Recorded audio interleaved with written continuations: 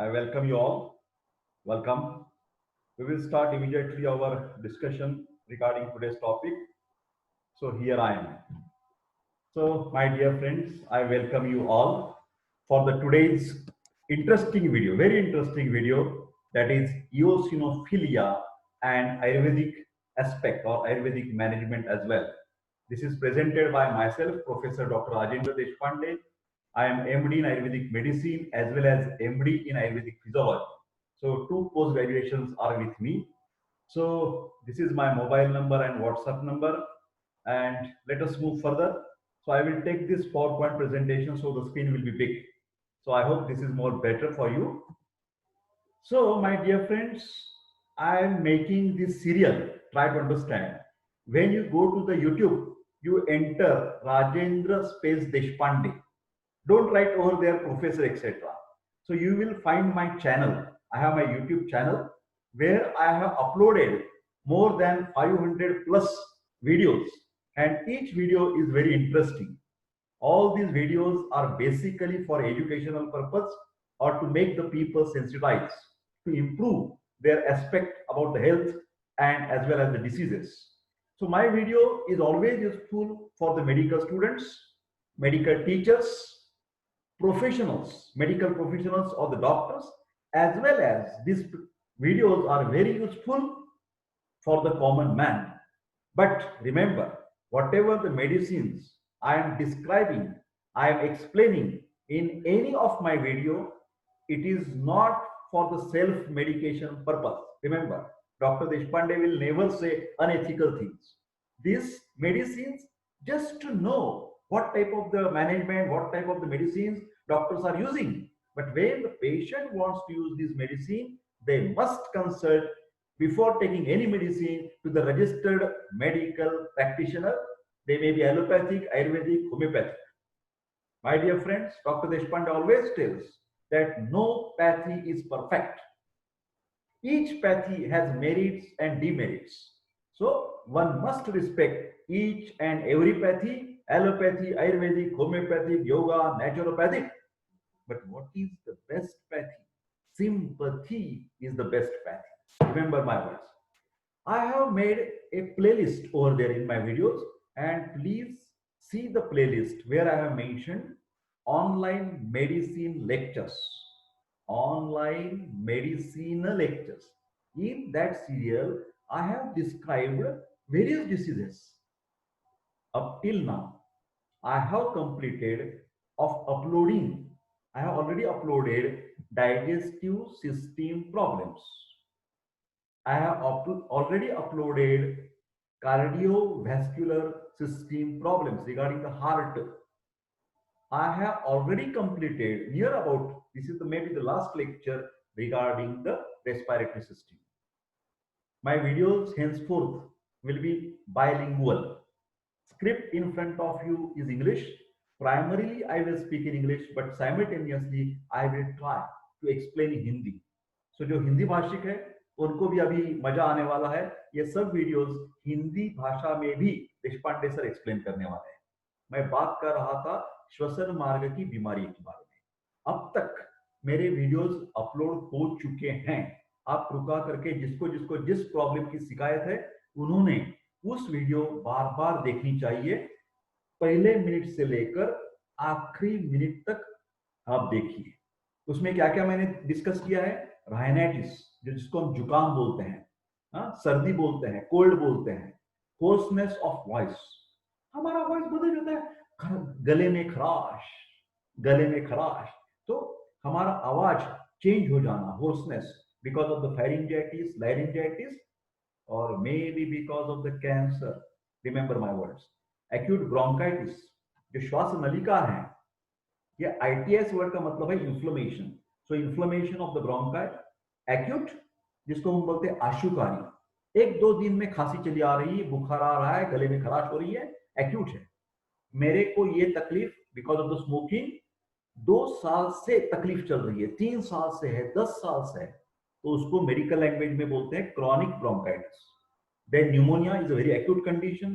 Tuberculosis, ये जो conditions, ये 2 कंडीशंस, इसके लिए मैं सलाह दूंगा कि मॉडर्न का इस्तेमाल जैसे जैसे आपको लगेगा वो करना ही चाहिए। अब खाली टॉल क्लेम्स नहीं करने चाहिए। ये ऊपर वाले जो चार हैं उन्हें आयुर्वेदिक बहुत अच्छी दवा दे सकते हैं, आप बिल्कुल दे सकते हैं। ट्यूबरक्लोसिस की ट्रीटमेंट कम से कम 8 महीने से लेकर 1 साल या 1.5 साल डॉक्टर की सलाह से लेनी ही लेनी चाहिए। AKT, anti-cox treatment is mandatory. Simultaneously, you can supplement with Ayurveda. Again, this bronchial asthma, bronchiectasis, emphysema, ये क्रॉनिक है बीमारियां, 2 साल 4 साल 10 साल से चलती है। इसमें मैं सलाह दूंगा कि allopathy should be taken temporarily, प्रासंगिक तरीके से एलोपैथी इस्तेमाल कीजिए। कहाँ दमे की शिकायत है, ब्रोंकिएक्टेसिस है, एम्फिजीमा है, उसमें ज्यादातर आप आयुर्वेदिक वैद्य के पास जरूर जाइए। ध्यान से सुनिए मेरी बात। जिसके पास फैमिली वैद्य है कोई चिंता नहीं, जिसके पास नहीं है इसके लिए मैं हूं ना, डॉक्टर देशपांडे आपको जरूर मदद करेंगे। That's why here you have the mail. When you mail me, जब आप मेरे को मेल करते हैं तो कृपा करके आपका व्हाट्सएप नंबर, आपका नाम लिखिए, आप कहाँ रहते हैं पूरा एड्रेस लिखिए, और आपकी शिकायत क्या है ये मेरे को बता दीजिए। मैं हेल्थ एडवाइस देता हूँ। प्रकृति ये बहुत इंपॉर्टेंट चीज है हमारे जीवन में।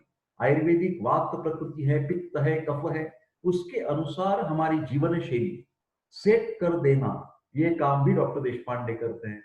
पामिस्ट्री के साथ साथ उसके आधार पर भी सलाह देते हैं। और जो विद्यार्थी उनको कुछ पढ़ने में दिक्कत आती है उनको भी एक कुछ प्राइवेट जैसे क्लासेस लेकर उनको भी समाधान कर देते हैं। ये प्रोफेसर देशपांडे करते हैं। जब कोई भी बंदा, वो विद्यार्थी हो, वो शिक्षक हो, डॉक्टर हो, पेशेंट हो, उन्होंने डॉक्टर देशपांडे से मेल करना चाहिए। ठीक है, आगे चलते हैं। जनरल रूल, आप कोई भी प्रैक्टिस करें भैया, एलोपैथी करे, आयुर्वेद करे, होम्योपैथी करे, नेचुरोपैथी करे, you must everybody should find out the root cause of the problem. उसकी जड़ क्या है, मूल कारण क्या है, तो उसको डिफरेंशियल डायग्नोसिस बोलते हैं। आयुर्वेद में उसको बोलते हैं व्याधि व्यवच्छेदक निदान। जैसे कि आज की हमारी प्रॉब्लम है इयोसिनोफिलिया, उसमें ज्यादा से ज्यादा तकलीफ खांसी की होती है। तो खांसी के कारण बहुत सारे होते हैं, कोल्ड से लेकर न्यूमोनिया से लेकर टीबी से लेकर अस्थमा से लेकर हर एक श्वास मार्ग की बीमारी में खांसी ये लक्षण ज्यादातर दिखाई देता है। वो सूखी खांसी होती है या बलगम के साथ भी खांसी हो सकती है, जैसे dry cough and wet cough. But हमें देखना है किस वजह से ये खांसी है। हमने टेम्पररी कुछ सीतोपलादी चूर्ण आयुर्वेदिक दवा दे दी, हमने कुछ श्वास कुठार रस दे दिया, डायलोसिन सिरप है एक्सपेक्टोरेंट, हमने कुछ इंसिडाल, लोराजिटा, कुछ एंटी एलर्जिक दवा दी दी, ये सिर्फ मलम पट्टी है भैया। ऊपर ऊपर वाले सिम्टोमेटिक ट्रीटमेंट, सिम्टोमेटिक ट्रीटमेंट के लिए डॉक्टर देशपांडे बोलते हैं मराठी में मलम पट्टी, ऊपर ऊपर बैंडेजिंग करना, ऐसा नहीं है।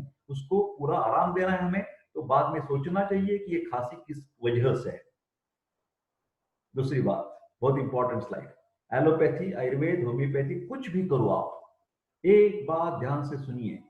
आपको पेशेंट को अच्छा करना है, या आप पेशेंट है, मेरा वीडियो देख रहे हैं, तो एक बात ध्यान से सुनिए। जब तक हम जो कारण निकाल देते हैं, एलोपैथी वाले कारण निकाल देते हैं, आयुर्वेद वाले उनके हिसाब से, उनके साइंस की वजह से कुछ कारण निकाल देते हैं, ये आपको तकलीफ क्यों हो रही है, ठीक है ना। वो जो कारण है, वो जो कॉजेस हैं, उसको आपको हट के रहना पड़ेगा। जैसे कि खांसी की बात करें, कुछ भी हो, दमे की बीमारी हो, न्यूमोनिया हो, टीबी हो, इयोसिनोफिलिया हो, आपको खांसी है, और हम वैद्य आपको कह रहे हैं भैया ये जो दही है ना, दही कर्ड बोलते हैं, योगुर्ट, ये अच्छा नहीं है, ये मत खाओ, ठंडी ठंडी चीजें मत खाओ, तो ये नहीं खाना चाहिए। आप बोलेंगे नहीं डॉक्टर आप सिर्फ दवा दे दे, मेरे को वमन दे दीजिए और मैं कोल्ड ड्रिंक्स पी दूंगा, आइसक्रीम खा लूंगा, बिल्कुल गलत चीज है, बिल्कुल गलत। क्योंकि संक्षेपतः क्रियायोगो निदान परिवर्जन, आयुर्वेद हमेशा कहता है कि मैनेजमेंट प्रिंसिपल क्या है, कहां से हमारी ट्रीटमेंट चालू होती है। First step in the treatment to avoid और रिमूव और ट्रीट द पॉजिटिव फैक्टर्स। ये बहुत ध्यान से देखिए, पॉजिटिव फैक्टर्स जितना पॉसिबल है। कुछ पॉजिटिव फैक्टर्स हम दूर नहीं कर सकते, जैसे कि कुछ जेनेटिक बीमारी है ना। आप बोलेंगे सर मेरे माता पिता को डायबिटीज था तो मेरे को डायबिटीज है, ठीक है भैया।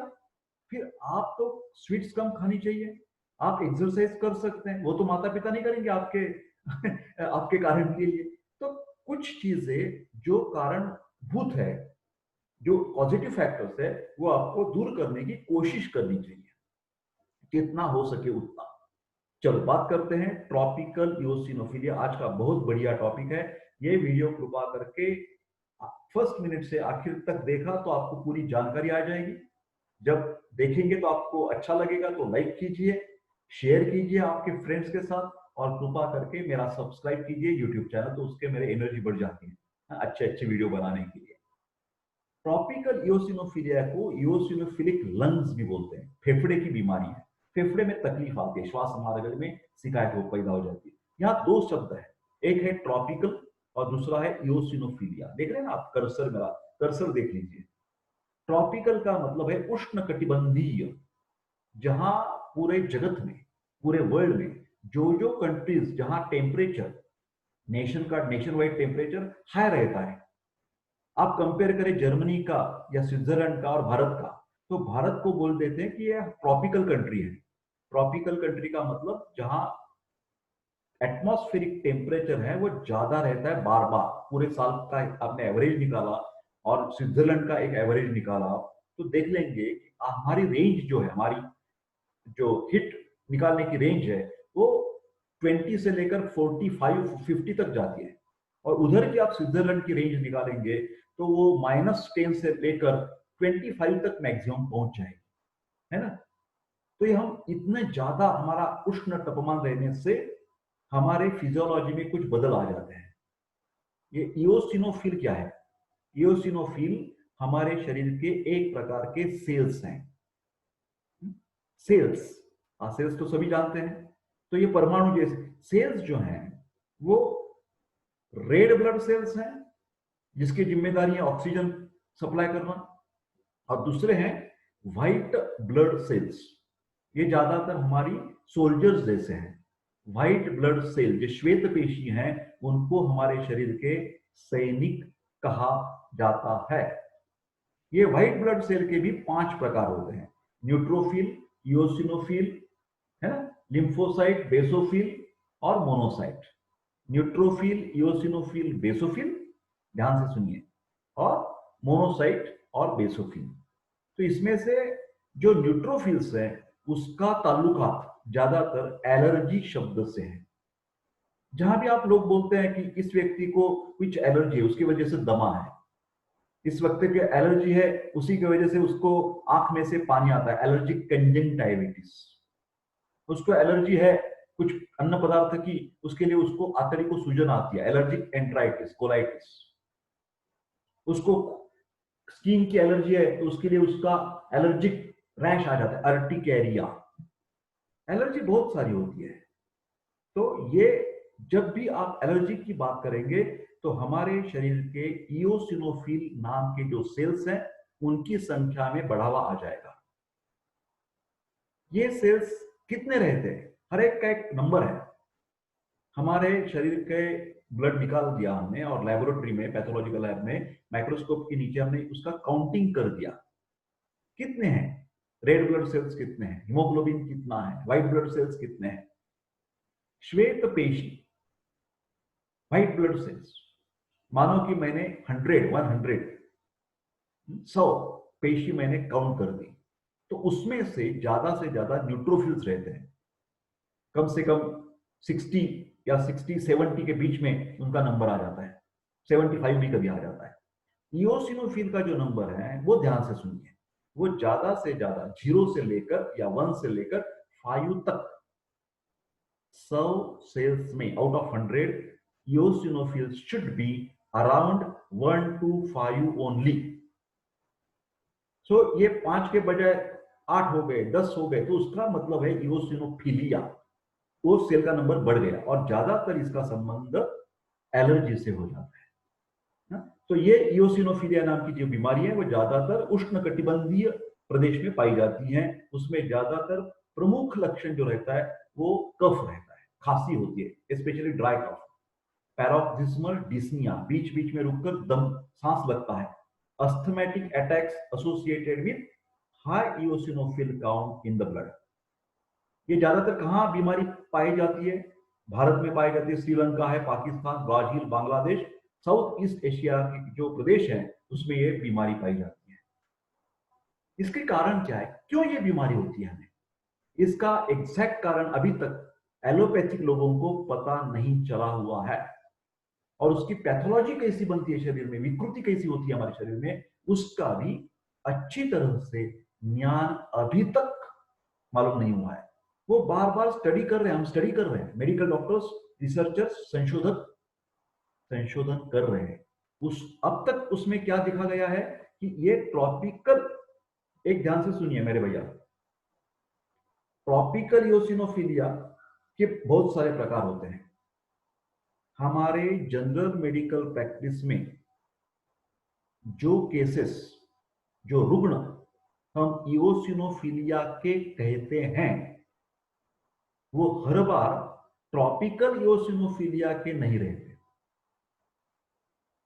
हमारा पुणे है, महाराष्ट्र है, नागपुर है, बॉम्बे है, इस रीजन में जो हमें डॉक्टर्स लोगों को बीच बीच में इयोसिनोफिलिया के डायग्नोसिस करके जो पेशेंट्स आते हैं, कंसल्टेंट डायग्नोसिस करते हैं, वो हमेशा ट्रॉपिकल इयोसिनोफिलिया की बड़ी बीमारी नहीं होती, वो ट्रॉपिकल इयोसिनोफिलिया के जैसे इयोसिनोफिलिया के जो डिफरेंट टाइप्स है उसमें से टाइप रहता है सिंपल इयोसिनोफिलिया।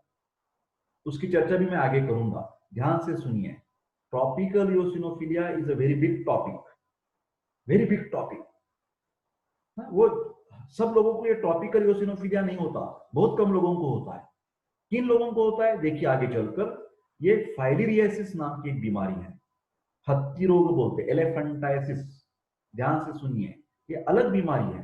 जो फाइलेरियासिस के जो रुग्ण होते हैं, उन रुग्णों में जब खांसी बनेगी और उनमें जब इयोसिनोफिल काउंट बढ़ जाएगा तो ज्यादातर ये पेशेंट्स, ये रुग्ण ट्रॉपिकल इयोसिनोफिलिया के कहलाते हैं। तो ताल्लुकात किससे होना चाहिए?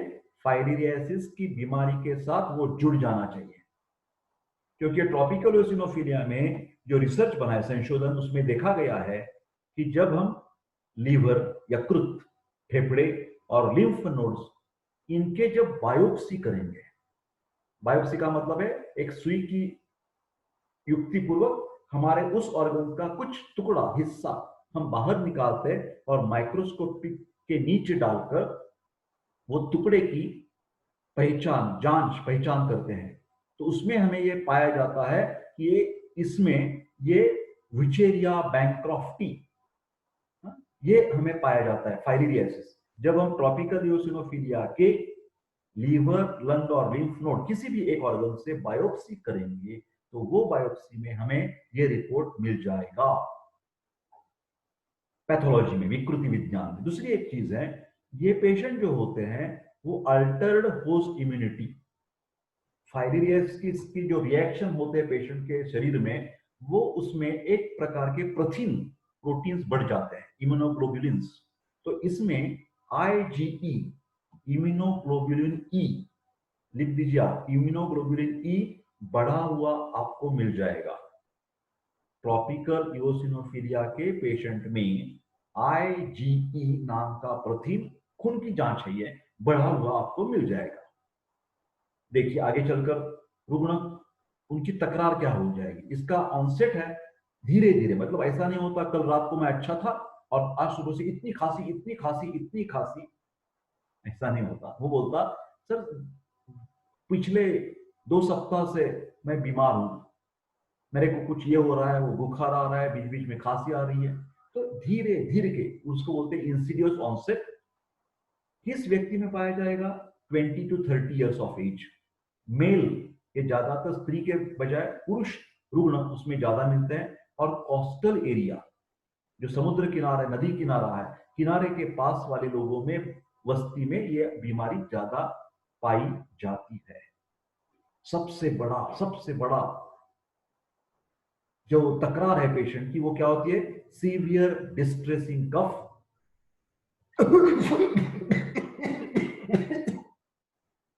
एक्शन करके दिखाते हैं डॉक्टर देश पांडे। रात में ये बाउट्स ऑफ कफ ज्यादा आ जाता है, सीवियर, आयुर्वेद में उसको वातज कास बोलते हैं। वातज कास, कास का मतलब है कफ, वात का मतलब है ड्राई एंड स्पैज्मोडिक। वात दोष क्या करता है, स्पैजम्स निकालता है, स्पैज्मोडिक कफ विथ स्कैंटी हिमो एक्सपेक्टोरी, जो बलगम निकलता है कफ बहुत बहुत कम, नहीं के बराबर, रेयरली, कभी कभार क्या हो जाता है, हिमोप्टिसिस, थुक से खून निकलता है तो उसको बोलते हैं हिमोप्टिसिस, खून निकलना। उसके साथ साथ चेस्ट पेन रहता है, फेफड़े में ऐसा जखड़ाहट जैसी भूमिका रहती है, टाइट हो जाता है हमारे फेफड़े। कभी कभार बुखार हो सकता है, ज्यादातर बुखार की संभावना नहीं रहती, यूजुअली एब्सेंट। ये जब बीमारी बहुत दिनों की हो गई, 1 महीने की तकलीफ है, 2 महीने की तकलीफ है, तो धीरे धीरे उसका 1 आधा किलो वजन कम हो जाता है, वीकनेस आ जाता है, रात को उसको क्या बोलते हैं, नाइट स्वेट्स, स्वेद प्रवृत्ति आ जाती है, रात में उसको पसीना आ जाता है। Sometimes generalised lymphadenopathy, lymph gland है हमारे शरीर में, जैसे एक्जिला में रहते हैं, यहां रहते हैं, सर्वाइकल रीजन में रहते हैं, तो ये गांठियां बढ़ जाती हैं पूरे शरीर में। Due to all these features it was thought, पुराने जमाने की बात है, लिम्फ नोड की बात है, लिम्फ नोड देखने की वजह से पुराने जमाने में 40-50 years back doctor were thinking, oh, this may be tuberculosis. But then they found out, no, no, no, this is not tuberculosis. This is tropical eosinophilia with filariasis. Elephantiasis नाम की बीमारी है, जिसमें पैरों को सूजन आ जाती, इतना इतना एलिफेंट जैसा पैर होना, उसको बोलते हैं एलिफेंटाइसिस। ट्रॉपिकल eosinophilia 3 स्टेजेस में पाया जाता है। पहली स्टेज तो शुरुआत की रही थी, तो कोई साइंस नहीं दिखते हमें, हा? तो उसमें क्या हो जाता है, सिर्फ एनोरेक्सिया एंड वीकनेस। पेशेंट बोलता है कि मेरे को खाने को जी नहीं करता, मेरे को जैसा टायर्ड जैसा महसूस होता है, आई एम फीलिंग, मेरे को बहुत दुर्बलता महसूस होती है। तो ये शिकायत सिर्फ रहती है, बाकी खांसी पीसी बिल्कुल नहीं रहती। सेकंड स्टेज, दूसरी अवस्था में ब्रोंकाइटिस, श्वास मार्ग को सूजन आ जाती है, तो उसमें टिपिकल कफ, जैसे मैंने आपको बोला रात को स्पैज्मोडिक कफ आ जाएगा, वातज कफ, और डिस्ट्रेसिंग, तकलीफ देने वाली ये चीज है।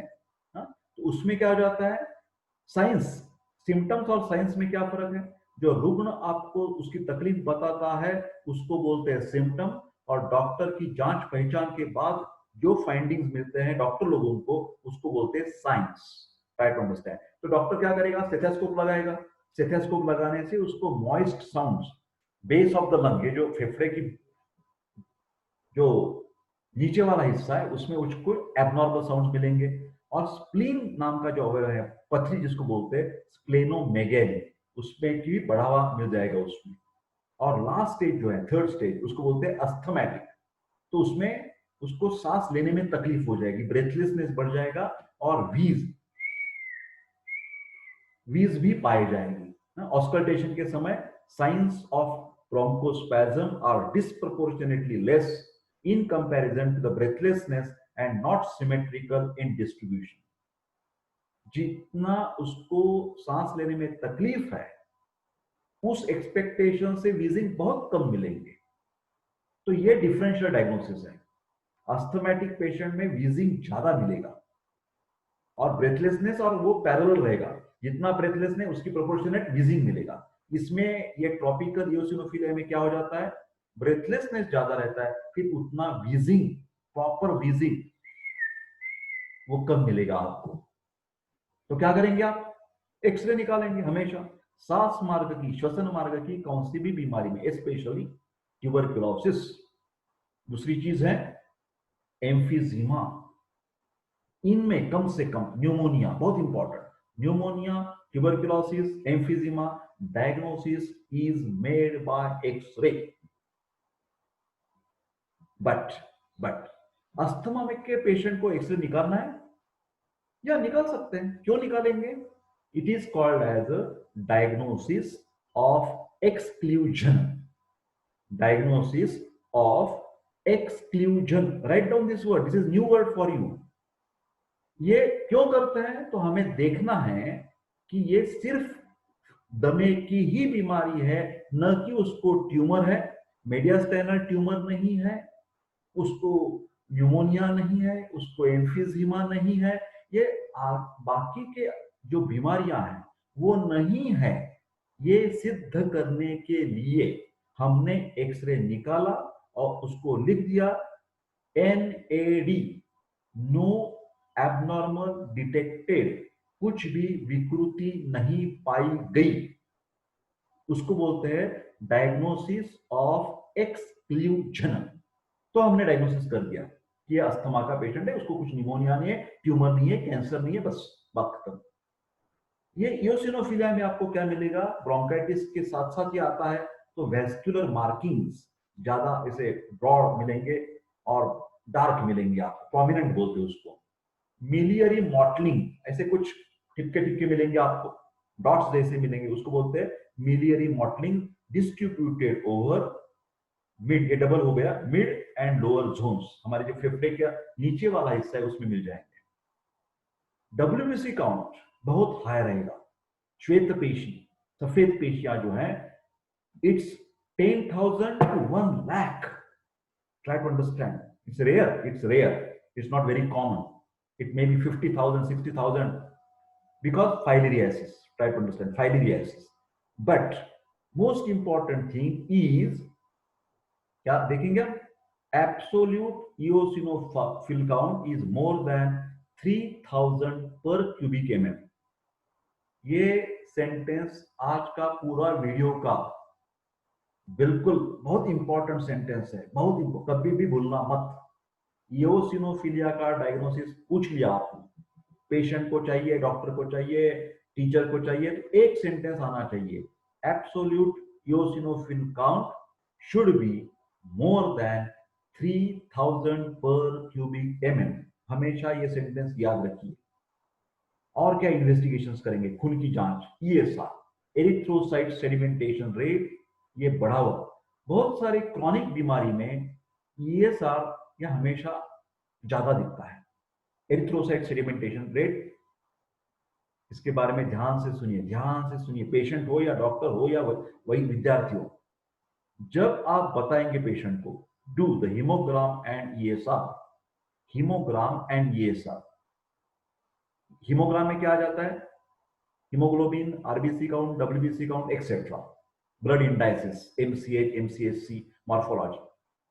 एरिथ्रोसाइट सेडिमेंटेशन रेट उसके साथ करना है आपको, तो पेशेंट को पैथोलॉजी लैब में खाली पेट जाना पड़ेगा, तभी उसका ESR की रीडिंग्स नॉर्मल आ जाएगी। खाली हीमोग्राम करना है, दिन भर में कभी भी भेज दो पेशेंट को, फिर आपने लिख दिया कि हीमोग्राम के साथ मेरे को ESR करना है, तो पेशेंट को सुबह 8 बजे बिना कुछ नाश्ता करके, बिना कुछ चाय लेके लैब में जाना पड़ेगा। ESR test should be done in fasting. दूसरी चीज ESR के बारे में, ESR is not diagnostic test, this is prognostic test. ESR से हम कभी भी पक्का निदान नहीं कर सकते कौन सी भी बीमारी का, जैसे कि रूमेटॉइड आर्थराइटिस है, ट्यूबरक्लोसिस है, पक्की निदान नहीं कर सकते। फिर प्रोग्नोस्टिक, साध्यत्व, जैसे कि मेरी ट्रीटमेंट अच्छी ढंग से चल रही नहीं चल रही, मेरे जो उपचार हैं आयुर्वेदिक हैं वो अच्छे तरह से हो रहे नहीं हो रहे, ये देखने के लिए हर महीने 2 महीने के बाद जरूर आप ये सब करवा लीजिए, ठीक है? Sero diagnosis for filariasis, filariasis positive आ जाएगी टेस्ट, इम्यूनोग्लोबुलिन ई जो है वो हाई आ जाएगा।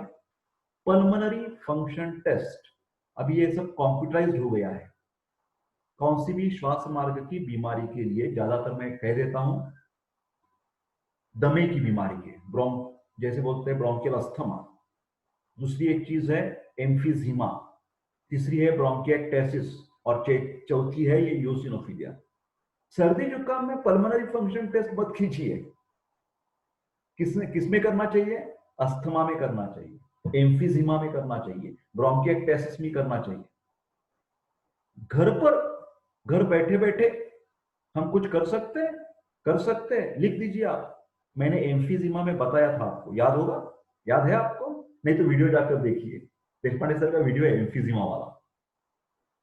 उसमें मैंने बताया था एक उपकरण बाजार में मिलता है, 1000 अप्रोक्सीमेटली 1000 कॉस्ट है उसकी। उसको बोलते हैं पीक फ्लो मीटर। लिख दीजिए PEAK FLOWMETER।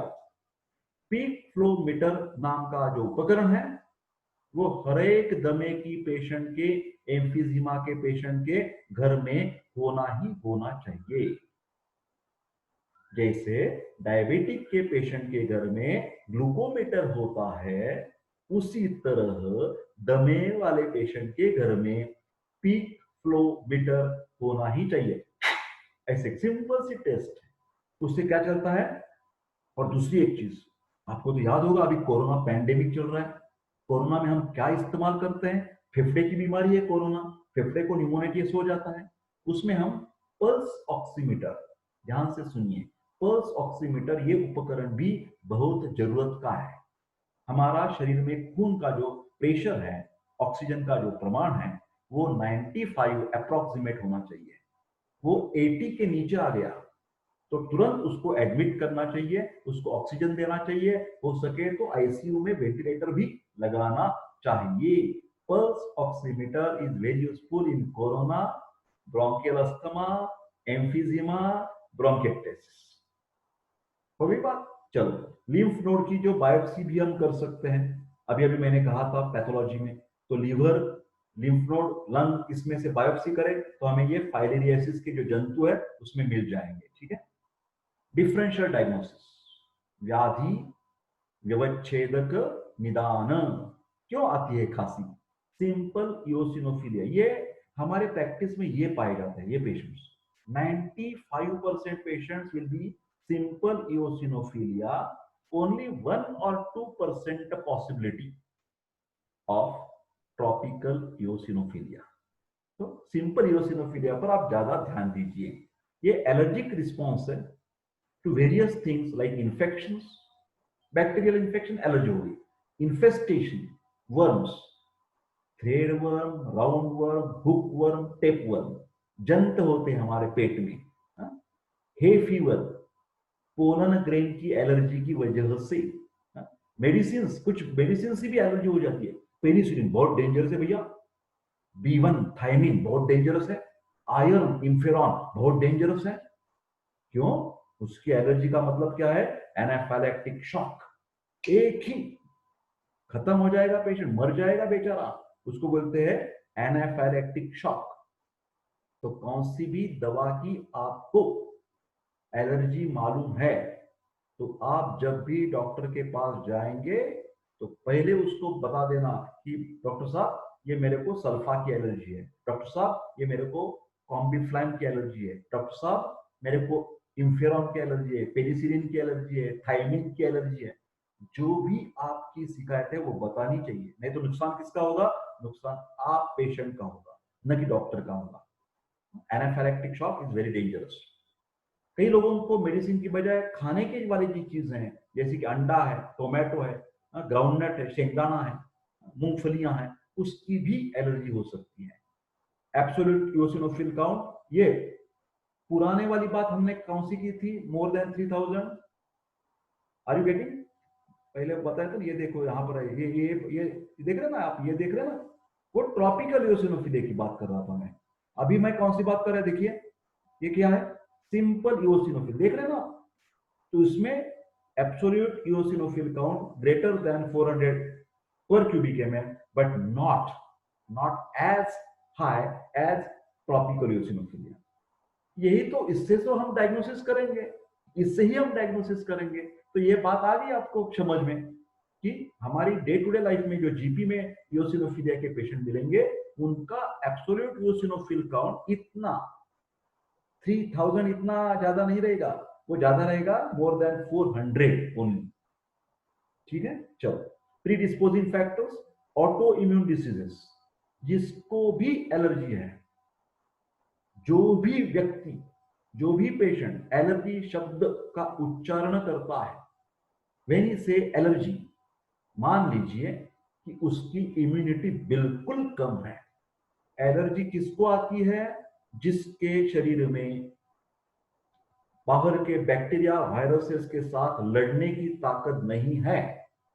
Immunity of the whole body और इम्यूनिटी ऑफ पर्टिकुलर ऑर्गन, पूरे शरीर की व्याधि क्षमता कम हो सकती है, व्याधि प्रतिकार क्षमता, और किसी ऑर्गन की व्याधि प्रतिकार क्षमता कम हो सकती है। फिर एलर्जी का मतलब है तुम्हारी इम्यूनिटी व्याधि क्षमता कम है ही है।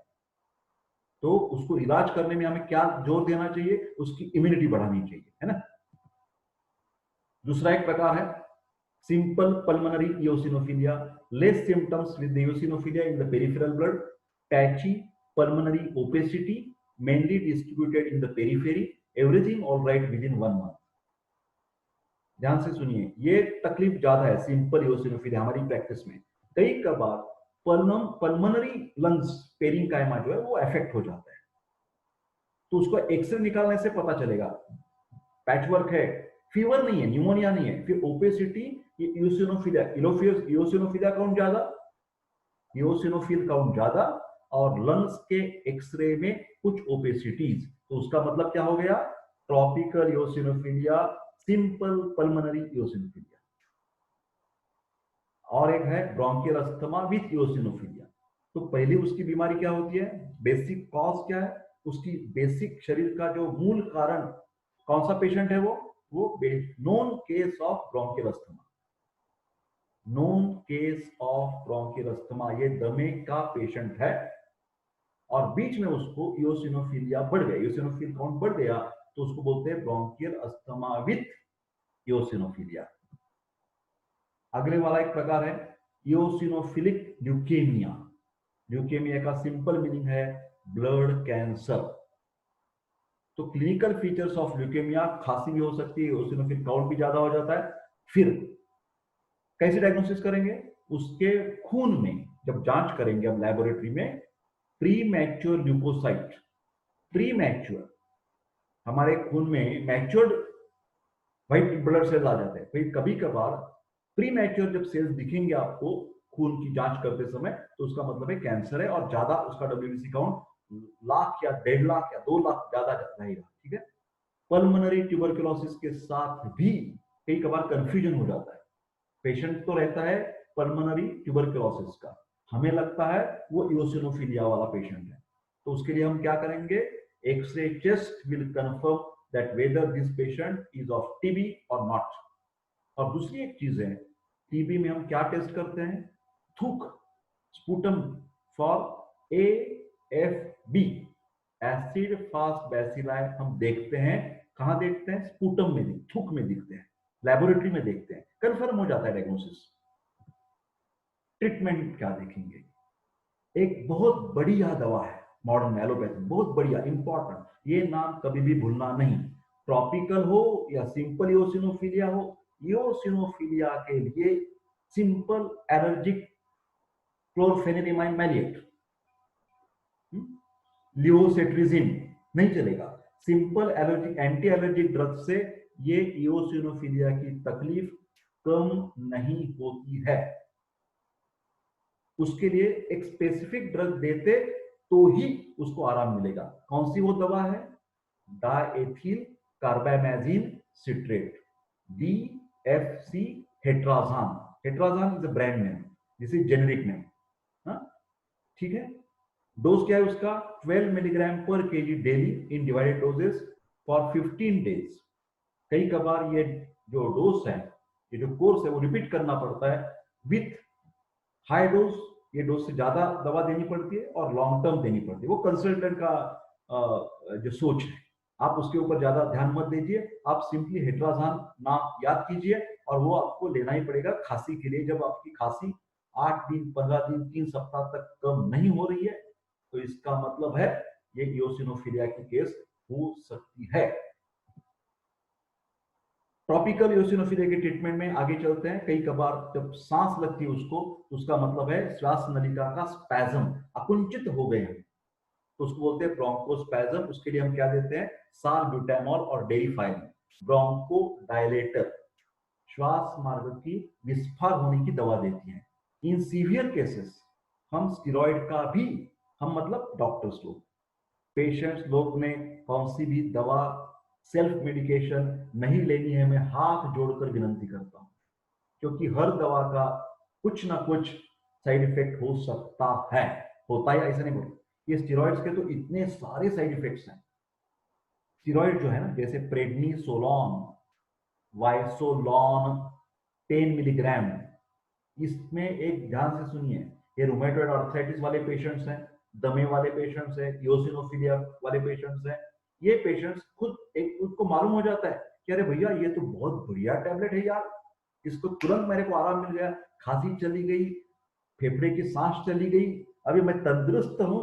क्या दवा है यार, वायसोलॉन क्या दवा है यार, मैं यही दिखाऊंगा मेरे को मेडिकल शॉप वाले को, और ये दवा दे दो, ये दवा दे दो। भैया ऐसा मत कीजिए। ये वायसोलॉन, डेक्सामिथाजोन, आपको मालूम है, मालूम है आपको? यस, ये कोरोना पैंडेमिक में कोरोना को एक ट्रीटमेंट हॉस्पिटल में क्या दी जाती है मालूम है आपको? स्टेरॉइड दिया जाता है, डेक्सामिथाजोन, डेकाड्रॉन, इंजेक्शन है, टैबलेट्स है, सब है। तो पहली वाली दवा मैंने स्टेरॉइड की बता दी, वायसोलॉन, प्रेडनिसोलॉन। दूसरी डेक्सामिथाजोन, डेकाड्रॉन, बेटनेलॉन, बेटनेलान, बिटामिथाजोन, ये सब स्टेरॉइड्स है, कॉर्टिकोस्टेरॉइड्स। ये जितने अच्छे हैं भैया उतने ही बुरे हैं।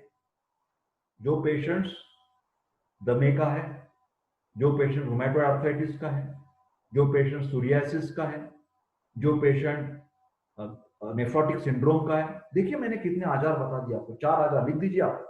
पहला ब्रोंकियल अस्थमा, दूसरा क्या बताया मैंने, नेफ्रोटिक सिंड्रोम, सुनिए आप लिखते जाइए। तीसरा आजार मैंने क्या बता दिया है, रूमेटॉइड आर्थराइटिस। चौथा क्या बता दिया है, सोरियासिस। ये लोग ज्यादा स्टेरॉइड्स लेते हैं, डॉक्टर भी देते हैं, फिर डॉक्टर देने के बंद होने के बाद खुद लेते हैं। तो ये स्टेरॉइड से 2 से 4 सीरियस साइड इफेक्ट्स आप लिख दीजिए। पहला है हाइपरटेंशन, उनको हो जाएगा। मानो कि मैंने स्टेरॉइड्स, मैंने खुद के खुद जो रॉन्ग है, मैंने महीना लिया, 2 महीने लिया, 6 महीने, 1 साल तक मैं लेता रहा स्टेरॉइड्स, तो मेरे को क्या बीमारियां हो सकती हैं? मेरे को डायबिटीज हो सकता है, डायबिटीज मेलिटस, मेरे को हाइपरटेंशन हो सकता है, मेरे को पेप्टिक अल्सर हो सकता है, मेरे को ऑस्टियोपोरोसिस हो सकता है।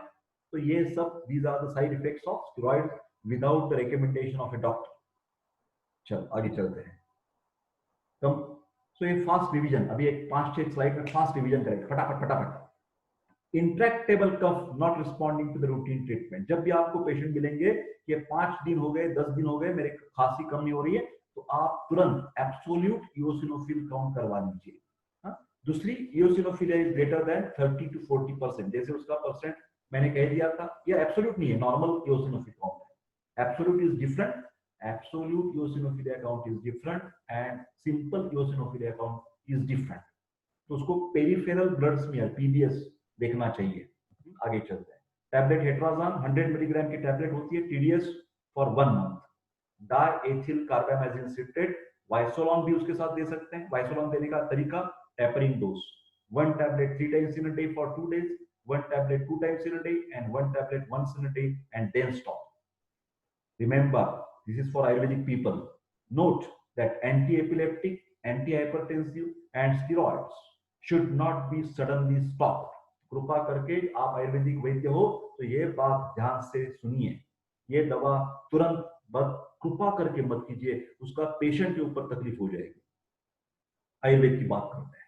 पहले तो मैंने कह दिया इओसिनोफिलिया है, इसका मतलब आपका इम्यूनिटी का प्रॉब्लम है, आपकी व्याधि प्रतिकार क्षमता कम है। तो पहले मैं क्या करूंगा, उसको टॉनिक्स दे दूंगा। आयुर्वेद में टॉनिक्स के लिए शब्द है, इम्यूनिटी बढ़ाने के लिए रसायन। रसायन जो फार्मास्यूटिकल ग्रुप है, जो दवाइयां हैं, उससे हमारी इम्यूनिटी बढ़ती है। वात पित्त प्रकृति, हम प्रकृति पहले निकालेंगे, तो उसमें हम क्या देंगे, शतावरी 2 tablets ऑन एम्प्टी स्टमक। वात कफ है तो अश्वगंधा दे देंगे, 2 tablet on the empty stomach. पित्त कफ है तो टैबलेट गुडुचि, ये बहुत कोरोना के लिए फायदेमंद है, सभी के लिए, सब प्रकृति के लिए। गुडुचि टैबलेट लेते रहिए, 2 tablets in the morning with breakfast for corona prevention. All about treatments for 3 months. Application of वचा ऑयल टू द नॉस्ट्रिल्स, यहाँ लगाना है, वचा ऑयल लेना है और घर से बाहर निकलते समय ये अंदर से लगाना है, तो इससे protect from the attack of allergen. Early morning में वार्म वाटर गर्गलिंग करना है, उसके साथ वार्म मिल्क लेता है तो dry ginger and turmeric powder के साथ लेना है morning and evening. Pranayama, breathing exercises are very helpful. Then eosinophilia का जब अटैक आ जाएगा तो टैबलेट संजीवनी और टैबलेट तुलसी, हर एक की 2-2 गोलियां टैबलेट्स आप 2 टाइम्स दे देंगे। Ask the patient to avoid the cold foods, cold drinks and air conditioning. Medicated warm water with clove, black pepper, वाउडिंग एंड विडंग आप दे सकते हैं। ये रिसर्च बना हुआ है, शटी, पुष्कर मूल, आमलकी, ये प्लांट्स भी आप यूज कर सकते हैं। हर एक का 3-3 ग्राम लेना है और विथ हनी पेशेंट को आप 6 वीक तक दे सकते हैं। मेरे को माफ कीजिए, ये थोड़ा सा यहाँ इलेक्ट्रिसिटी का प्रॉब्लम चल रहा है, तो मेरे ख्याल से अभी मैं कंक्लूड करने वाला हूँ जल्द से जल्द। यह भी रिसर्च की मामला है, उसमें श्वास कुठार, कुरुकुमा लौंगा, हरिद्रा और विथेनिया सोमनीफेरा, अश्वगंधा, ये टैबलेट्स हम इस्तेमाल कर सकते हैं। परमेश्वर की कृपा से लाइट्स मेरे ख्याल से आते जाते रहते हैं यहाँ पर। The modern control drug Hetrazan is used in another batch of 11 patients. उन्होंने ये रिसर्च कर दिया कि हेट्राजान का एक ग्रुप बना दिया और ये दवा देकर एक ग्रुप बना दिया, तो these patients also get the equal relief that like of hetrazan. And also because of this श्वासकुठार, Curcuma longa and Withania somnifera, ashwagandha, ये 3 ड्रग्स मिलाकर देने से उसका ईएसआर जो है वो भी सिग्निफिकेंटली कम हो गया। So this is the end of topic. My dear friends, always remember any management for any disease has a tripod in Ayurveda: ahar, vihar and aushadhi. First you should get diet advice, then lifestyle advice and then finally the medicines. This is the disclaimer that all these videos are for educational purpose. No self-medication is expected, should be avoided, and if anybody by himself or herself taken this medicine, Dr. Deshpande will not be responsible for any unwanted consequences.